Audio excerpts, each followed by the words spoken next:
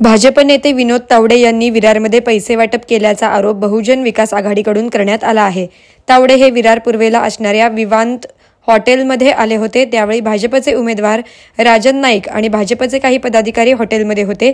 त्यांच्यात बैठक सुरू होती। त्यावेळी बहुजन विकास आघाडीचे काही कार्यकर्ते हॉटेलमध्ये आले। या ठिकाणी पैसे वाटप सुरू असल्याचा आरोप बहुजन विकास आघाडीच्या कार्यकर्त्यांनी केला। 5 कोटी रुपये घेऊन विनोद तावडे आले होते। तसेच 2 डायऱ्या देखील सापडल्या आहेत। यामध्ये पैशांचं वाटप कसं केलं याची माहिती होती।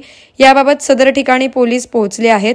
आम्ही तक्रार केली आहे, परंतु पुढे काय होणार या तक्रारीचे हे माहित आहे। यांचं सरकार आहे असं हितेंद्र ठाकूर यांनी सांगितलं। त्याचप्रमाणे मला विनोद तावडे सारखे फोन करतायत, मला सोडवा, माझी चूक झाली, मला सोडवा अशी विनंती विनोद तावडे करत आहेत। विनोद तावडे यांनी मला 25 फोन केले आहेत असा दावा हितेंद्र ठाकूर यांनी केला आहे।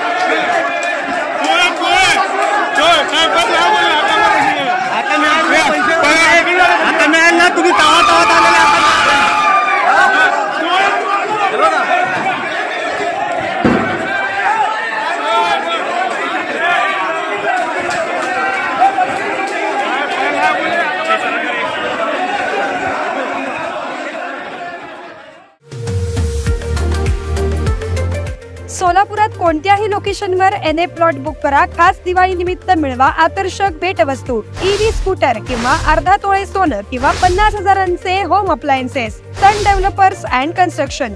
अधिक माहितीसाठी आजच फोन करा। Contact number 9168 800 900।